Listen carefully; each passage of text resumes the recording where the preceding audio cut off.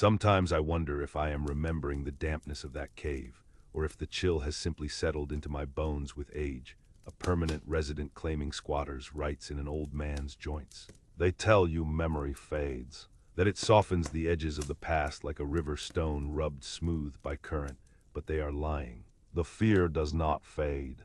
It sharpens. It waits in the quiet moments between breaths. In the sudden waking at 3 in the morning when the radiator hisses and sounds for a split second, like a German boot grinding into gravel. I was 27, but in the dark of that limestone fissure, huddled over a lantern that sputtered on the dregs of bad oil, I felt ancient. The air smelled of wet stone, stale bread, and the metallic tang of gun oil, a scent that coats the back of your throat and refuses to leave. It was 1944, the year the Gothic line turned our mountains into a butcher's block. But my mind kept drifting back to the farnido of before, the ordinary world. In the life before the wolf came to the door, I was not a man who hid in holes. I was a man of the sun. I was a farmer like my father, and his father before him. My hands were not shaped for the cold steel of a Sten gun. They were calloused from the hoe and the pruning shears. There is a logic to farming, a brutal but honest contract you sign with the earth. You clear the stones, you turn the soil, you sow the seed, and if the rains are kind, the land repays you. There is a rhythm to it, the pruning of the vines in winter, the turning of the hay in June, the harvest in September. It made sense. Cause and effect, labor and reward. I tried to apply that logic to the war. In the beginning, I thought if we were just careful enough, brave enough, if we pruned the fascists like dead wood from a healthy vine, Italy would grow back strong. But war is not agriculture. It is a blight. It takes the seed and gives you back ash. I sat there shivering not from the temperature, but from the anticipation, staring at the condensation dripping from the cave ceiling. My knees ached. In the fields, an aching knee meant rain was coming. Here it meant nothing. I closed my eyes and tried to summon the heat of the harvest. The way the dust hung golden in the air above the thrashing floor, the smell of crushed wild mint and basil that grew along the irrigation ditches. I tried to feel the vibration of the tractor, the solid, reassuring thump of a diesel engine that created life. Instead, the vibration came from the ground above my head. It was faint at first, a rhythmic thudding that traveled down through the limestone. I extinguished the lantern with a wet thumb, plunging the cave into absolute blackness. The darkness was heavy, pressing against my eyelids.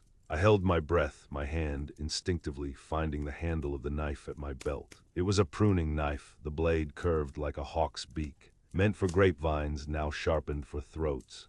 The footsteps grew louder, heavy, hobnailed. These were not the soft, rag-wrapped treads of partisans. These were boots made for conquering. I could hear the creak of leather gear, the shifting of weight, the murmur of voices speaking a language that sounded like stones being crushed together. They were right outside the fissure, perhaps 3 meters of rock separating my beating heart from their machine guns. This was the fear, not the fear of dying. Death is a part of farming, after all.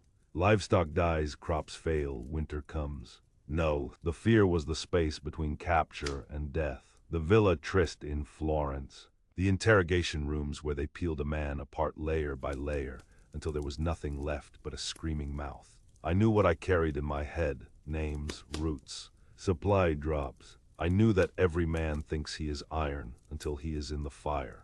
I was terrified that I was merely wood and that I would burn, and in burning I would consume everyone I loved. The boots lingered. A match was struck, the sound impossibly loud, like a tree cracking in a storm. The smell of tobacco drifted down, harsh and pungent, mingling with the damp rot of the cave. I pressed my back against the cold wall, my mouth open to breathe silently, my heart hammering against my ribs like a trapped bird. If they had a dog, it was over. If one of them slipped and looked down the fissure, it was over. Then a command was barked, sharp and guttural. The boots crunched away, fading into the ambient noise of the wind through the chestnuts. I let out the air from my lungs in a shuddering gasp. My hands were shaking so badly I could barely relight the lantern when the time came. I was not a soldier. I was a man of the soil who wanted only to be left alone to watch his tomatoes ripen. But the soil was occupied, and the tomatoes were rotting on the vine. Hours later, or perhaps minutes, time dissolves in the dark. A scramble of pebbles announced a different arrival. A low whistle, the call of a scops owl, twice repeated. I whistled back, the note trembling slightly. It was young Paolo, a runner for the brigade, a boy who should have been in school, his face smeared with mud and grease. He slid into the cave, bringing with him a gust of fresh, cold night air. He didn't speak, just handed me a slip of paper, folded small as a prayer. I unfolded it near the lantern's dying flame. It wasn't a request. It was an order from the CLN command. The package, an allied specialist. I looked at Paolo. He looked at the knife in my hand, then up at my eyes. He saw the hesitation. He saw the farmer who wanted to stay in his hole. They say the weather is turning, Paolo whispered, using the code for a German offensive. You know the paths, Marco. Nobody knows the Idis Valley like you. I looked at the stone walls of my sanctuary. It was a tomb, really. Staying here was safety, but it was the safety of the buried. Outside, the Apennines were crawling with the Wehrmacht, a landscape of ambushes and minefields. But if I didn't go, if I didn't use the one thing I possessed, my knowledge of every goat track, every hidden spring, every hollow tree in these hills, then the blight would never end. I nodded, more to myself than to the boy. I sheathed the pruning knife. I blew out the lantern. Crawling out of the cave mouth was like being born again, but into a world that wanted to kill you. The dawn was just bleeding into the sky, a bruised purple bruising the eastern horizon. The air was frigid. I stood up, my joints popping, and looked out over the valley. The mist clung to the low ground, hiding the river, hiding the enemy. I took a step forward, leaving the earth behind, stepping into the war. We met the Englishman in a ruined drying shed 3 kilometers east, near the old charcoal pits. He didn't look like a savior. He looked like a schoolteacher who had lost his way on a hiking tour. Captain Sterling, he called himself. He was clean-shaven, his uniform impossibly neat beneath a rough partisan wool cloak, smelling of soap and weak tea. He held a map in his hands as if it were holy scripture. Rossi, he asked, his Italian accented but passable. You're the guide. I looked at his boots, sturdy but too loud. I looked at his map. It was a good map, a military grid, precise and sterile. It showed elevation and roads. It did not show the patch of loose shale on the northern slope that would slide under a man's weight and alert a sentry half a mile away. It did not show which streams ran clear and which were fouled by the dead. I am the guide, I said, my voice raspy from disuse. Put the map away. It will get us killed. He bristled, stiffening his spine. This is the most recent reconnaissance survey of the Gothic line. It is accurate. The land changes, I told him, adjusting the strap of my rifle. The map says there is a path through the chestnut grove. The map does not know the Germans felled those trees last week to clear fields of fire for a mortar team. We go my way. I tapped my temple. My mentor was not a general in a tent. It was the years spent hunting boar in these ravines. It was the memory of where the snow melted first in spring. Sterling hesitated, then folded his paper world and tucked it into his tunic. He had the rank, but out here, under the canopy of the Apennines, I was the captain. We crossed the threshold of safety when we slipped past the last Garibaldi outpost, a trio of shivering men sharing a cigarette behind a stone wall. Beyond them lay the gray zone. And then the German lines. The transition was not marked by a signpost, but by the quality of the silence. It became heavy, pregnant with threat. The woods, usually a place of comfort for me, became a labyrinth of eyes. Every snapped twig sounded like a pistol shot. I led Sterling off the main trails, moving through the brush with the rolling, heel-to-toe gait of a hunter. He struggled to keep up, his boots finding every dry leaf, his breathing loud in the stillness. Softer, I hissed, not looking back. Walk like you are stealing apples. Our first test came within the hour. We were skirting the edge of a ridge when I smelled it, acrid tobacco and the distinct chemical stink of solid fuel heat tablets. I froze, holding up a hand. Sterling bumped into my back. 30 yards ahead, concealed in a thicket of brambles that the map surely showed as open ground, was the dull gray snout of an MG-42 machine gun.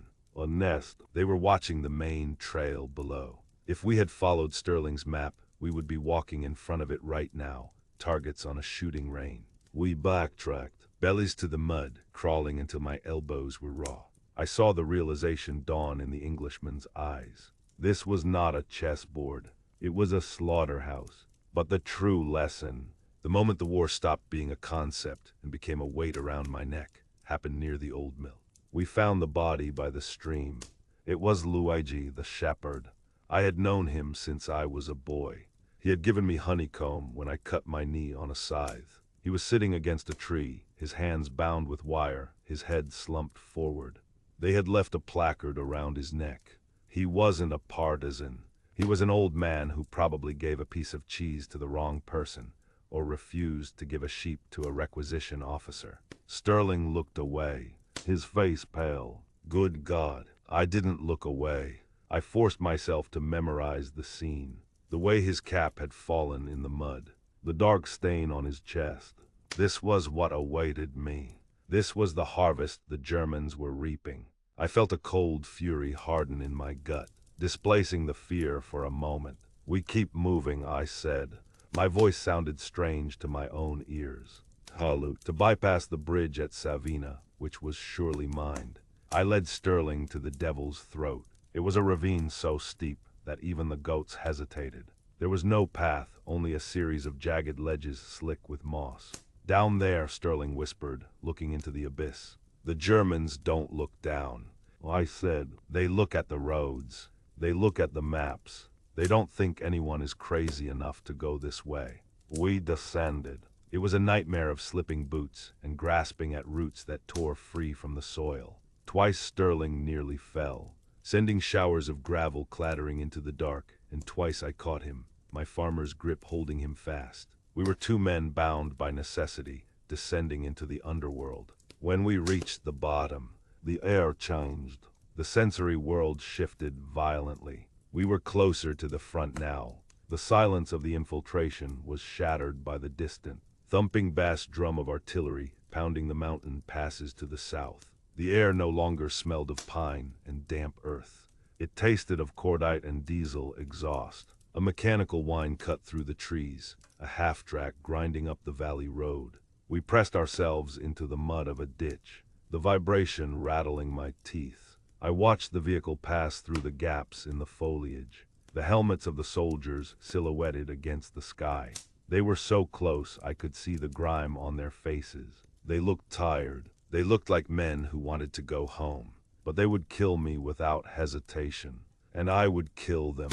That was the contract. We climbed the far side of the ravine as the sun began to break fully, turning the mist into a blinding gold haze. We needed to reach the observation point, a limestone ridge that overlooked the Idis Valley. This was the objective. Sterling needed to spot the artillery emplacements. My legs were burning, my lungs searing with every breath. We crested the ridge and crawled into the cover of a juniper bush. The valley opened up below us, a patchwork of fields and vineyards scarred by tank tracks and shell craters. "Binoculars," Sterling whispered, handing me the heavy brass pair. "Confirm the sector. Look for the battery near the farmhouse at the bend of the river." I took the glasses. My hands were trembling again, fatigue warring with adrenaline. I lifted them to my eyes and adjusted the focus. The blur resolved into sharp lines. I saw the river brown and swollen. I saw the bend. I saw the German camouflage netting, the barrels of the 88 guns pointing south. And then I shifted the view slightly to the left, to the structure they were using as their command post. The breath froze in my throat. The blood drained from my face, leaving me cold as the stone beneath me. It wasn't just a farmhouse. I knew the crack in the stucco above the door. I knew the way the ivy curled around the chimney. I knew the swing made of old rope hanging from the oak tree in the yard. I was looking at my home, and standing on the porch, pouring coffee for a German officer, was my wife. The lenses sucked the world in, distorting the distance until the nightmare was right against my eyelashes. She was wearing the blue apron, The one with the embroidered sunflowers I had bought her in Bologna before the madness began. It was stained now grease or wine or perhaps blood. My hands, usually steady as oak roots, began to vibrate against the metal casing of the binoculars. Sterling nudged my ribs. He was a creature of maps and grid squares. He did not see a home. He saw target reference point Alpha. He saw an obstacle to the Allied advance. To him, the woman on the porch was collateral. To me, she was the reason I was breathing. "Rossi," he hissed, the radio handset heavy in his grip. "The battery. Is it active? Give me the read." I swallowed, but my throat was full of dust. Through the magnification, I saw the German officer laugh. He leaned back in my father's wicker chair, the one that creaked when the wind blew from the north. He looked comfortable. He looked like he owned the stones, the mortar, the very air my wife was breathing. She poured the coffee, her hand trembling so violently the liquid splashed onto the porch. The German slapped the table. She flinched, shrinking into herself. Every instinct I had honed in the mountains screamed at me. I wanted to tear the rifle from my back and sprint down the ridge. But I was a single man with a bolt-action rifle against a fortified company. One shot would bring the entire Wehrmacht battalion down on us. And the artillery strike Sterling was holding in his hand would turn that farmhouse into a crater before the echo of my gunshot died away. "Rossi," Sterling's voice was a jagged edge. "We are losing the light. Confirm coordinates. North 44, East 11. Is the command post occupied?" The equation was simple, brutal, and absolute. If I said yes, the sky would tear open. High explosive shells would rain down on the roof I had thatched myself. I would be the one to murder her. I would be the butcher of my own heart, sacrificing my family to clear the road for an army that didn't know my name. If I said nothing, the 88s hidden in the orchard would tear the approaching Allied tanks to pieces. Men would die because I was a coward. The line would hold. The occupation would continue. Time collapsed. The world was just the scratch of the radio static and the beat of my own traitorous heart. I lowered the binoculars. The air tasted of ozone and impending rain. I looked at Sterling. His eyes were blue, impatient, empty of my history. He needed a number. I needed a miracle. I opened my mouth, the taste of bile heavy on my tongue. I didn't give him the number. I gave him a lie. "Wait," I whispered, forcing the word through a constricted throat. "The angle is wrong. They're moving the guns. Hold fire." Sterling hesitated, his thumb hovering over the transmit button. "Moving. I don't see. I need 5 minutes," I lied, my voice dropping to a harsh rasp, "to confirm the new firing arc. Don't transmit until I signal. If you call it now, you miss the heavy armor and hit empty dirt." Before he could argue, I slid backward into the brush, shedding the role of the spy and putting on the skin of the farmer. I didn't head for the ridge. I headed for the dry creek bed that ran behind the property. I knew every loose stone, every root, every fox den. I ran not with the heavy tread of a soldier, but with the desperate, silent gait of a man chasing a wolf away from his flock. I reached the lower barn, 300 meters downwind from the house. It was filled with last season's hay, dry as tinder. The wind was blowing south, away from the house, directly towards the camouflaged artillery pits. It wasn't a plan. It was a prayer struck with a match. I lit the bales. The fire didn't start.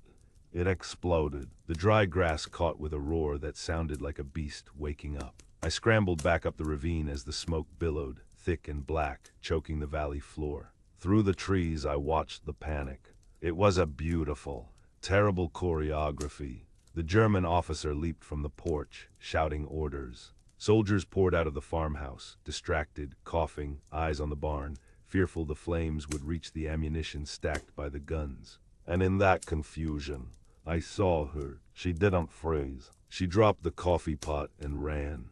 Not toward the road, but toward the river, into the high reeds where we used to court. She vanished into the green.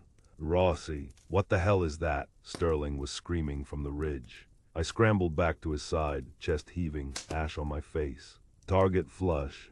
I gasped. The smoke forced them out. "The guns are exposed." Look, the Germans were dragging the camouflage, netting off the 88s to move them away from the fire. The metal gleamed in the twilight. They were perfectly visible, and the farmhouse was empty. Sterling didn't ask questions. He keyed the radio. Fire mission. Danger close. Visible battery. Fire for effect. The sound of the shells coming in was like a freight train falling out of the sky. I pressed my face into the dirt and covered my ears, but I could feel the impact in my skeleton. The earth bucked. The orchard disintegrated. The barn, the guns, the Germans, all consumed in a violent upheaval of dirt and fire. When the dust settled, the farmhouse still stood, though the windows were shattered and the roof was sagging. But the porch was empty. The chair was gone. I never told Sterling. I never told anyone. That was 40 years ago. Now I sit on that same porch. The wood is new pine, not oak. The view is peaceful. The vineyards have grown over the craters. The tourists come through here, drinking the wine, marveling at the rustic beauty of the Italian countryside. They see the rolling hills and the golden light. They do not see the bones beneath the vines. I look at my hands. They are knotted with arthritis now, spotted like the leaves in autumn. These hands rebuilt the house. They replanted the grapes. But they are the same hands that lit the match. War does not end when the treaties are signed. It retreats into the blood. It waits in the silence of the night. The elixir they talk about in stories, the wisdom the hero brings back, is a bitter draught. It is the knowledge that survival is not a victory. It is a compromise. I saved my wife that day. Yes, she lived another 30 years. But she never looked at the farm the same way. And I never looked at myself the same way. I was a farmer who learned that his field could be a graveyard. I learned that to protect what you love, you sometimes have to be willing to burn it down. The soil is rich here. They say it produces the best Sangiovese in the region. They don't know why. I do. It is fed by the ashes of my innocence. The machine is broken forever. You can replace the gears, oil the pistons, paint the metal, but the rhythm is gone. The harvest comes year after year, but the fruit always tastes a little like smoke. This memory is a shard of glass I carry. Help me pull it out. Subscribe to keep this history alive.